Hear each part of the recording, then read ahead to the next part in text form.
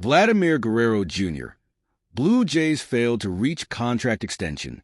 First baseman Vladimir Guerrero Jr. and the Toronto Blue Jays failed to come to terms on a contract extension by his Monday night deadline, paving the way for the 25-year-old star to hit free agency in November.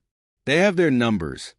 I have my numbers, Guerrero said Tuesday. Guerrero, a four-time All-Star and son of Hall of Famer Vladimir Guerrero, said he had set a deadline of 9 p.m. Monday, but the last call from the Blue Jays came at 10:30 p.m. When asked if the team was close to what he was asking, Guerrero simply said, "No." General Manager Ross Atkins, meanwhile, said the Blue Jays' offers were very, very aggressive. "I am confident that we exhausted the communication, the ideas, the thoughts, and communicated every dollar," Atkins said Tuesday. "The offers that we made for Vlad would have been record-setting and would have made him one of the highest-paid players in the game." Without a deal in place, Guerrero said he plans to cut off talks and play out the season as an impending free agent, but he also said later that he won't close the door on a realistic offer from the Blue Jays. "Listen, I want to be here. I want to be a Blue Jay for the rest of my career," Guerrero said. "But it's free agency. It's business. So I'm going to have to listen to 29 more teams, and they're going to have to compete for that." Atkins said the Blue Jays would be respectful of Guerrero's wishes and that we'll never close any doors. The inability to strike a deal is the latest blow for the Blue Jays, whose pursuit of franchise-caliber talent in recent years was a black mark for the franchise. Toronto's heavy recruitment of two-way star Shohei Ohtani and outfielder won Soto wound up in disappointment, as they signed with the Los Angeles Dodgers and New York Mets, respectively, and the potential departure of their best homegrown talent since Hall of Famer Roy Halladay is even more acute. "Soto's deal had nothing to do with my decision at all," Guerrero said. "Even before that, I knew my value. I knew my number." Guerrero said the Blue Jays had known about his deadline since last season, and he didn't want negotiations to carry into spring training and become a distraction. "I don't want, especially my teammates, to go through any distractions," Guerrero said. "I'm here today, I'm ready and want to win a lot of games, and I want to make it to the playoffs. That's all." Toronto could explore a trade for Guerrero, who would warrant one of the biggest returns in recent memory. The Blue Jays, sources said, are more inclined to start the season with Guerrero in their lineup and reassess the possibility of a trade as the July deadline approaches. "We feel like we have a great team," Atkins said. "Vladdy is a very big part of it, and Vladdy will remain a very big part of it." Guerrero, meanwhile, said there's no animosity toward the Jays front office. "I love the city. I love the fans," Guerrero said. "I mean, it's hard, but at the end of the day, like I say, it's business. I'll do everything that I have to stay here with the Blue Jays. I love it here. I want to be here." Over his 6 seasons in Toronto, Guerrero has developed into one of the game's most fearsome hitters. Last season, he hit .323/.396/.544 with 30 home runs and 103 RBIs. And come November, big market suitors are expected to lavish him with some of the largest contract offers in baseball history.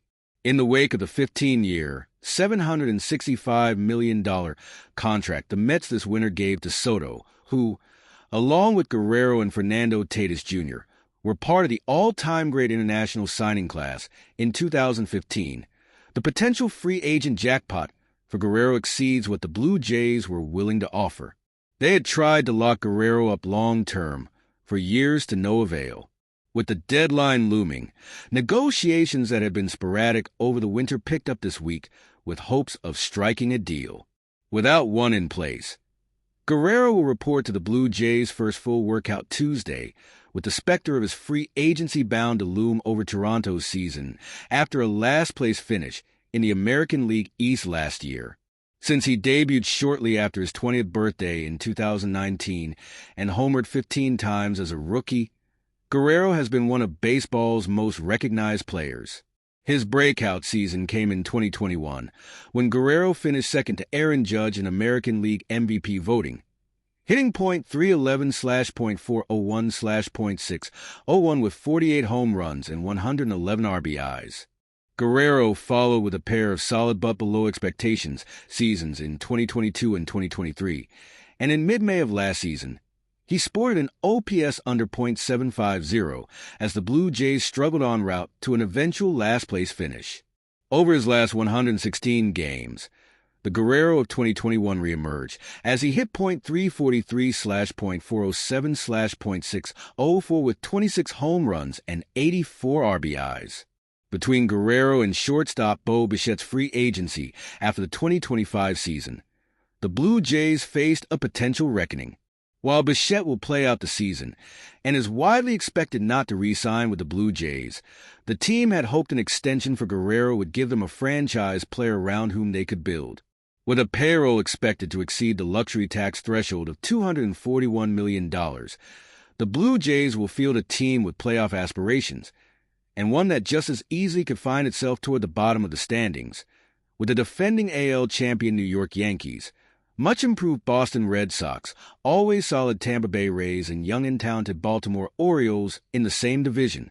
Already this winter, Toronto shook off the signings of Soto and first baseman Pete Alonso with the Mets, left-hander Max Fried with the Yankees, and infielder Alex Bregman with the Red Sox to retool their roster. Toronto gave outfielder Anthony Santander a heavily deferred 5-year, $92.5 million contract, brought in future Hall of Famer Max Scherzer on a 1-year, $15.5 million deal, bolstered its bullpen with right-handers Jeff Hoffman and Yimi Garcia, and traded for Platinum Glove-winning second baseman Andres Jimenez. Toronto's long-term commitments will allow for significant financial flexibility going forward, particularly if it reallocates the hundreds of millions offered to Guerrero. In addition to Guerrero, Bichette, and Scherzer, right-hander Chris Bassett and relievers Chad Green and Eric Swanson are free agents following this season.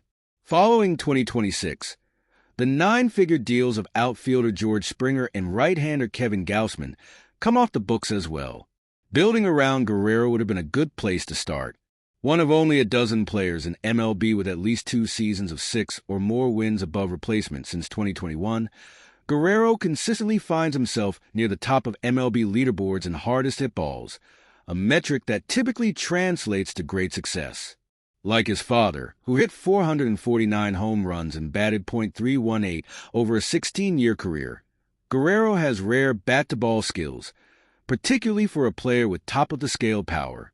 In his 6 MLB seasons, Guerrero has hit .288/.363/.500 with 160 home runs, 507 RBIs, and 551 strikeouts against 349 walks over 3,540 plate appearances.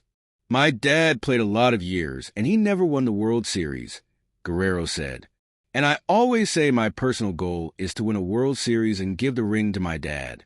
So that's all I'm looking for." Originally a third baseman, Guerrero shifted to first base during the pandemic-shortened 2020 season. Had the Blue Jays signed Alonso, they signaled the possibility of Guerrero returning full-time to third, where he played a dozen games last year.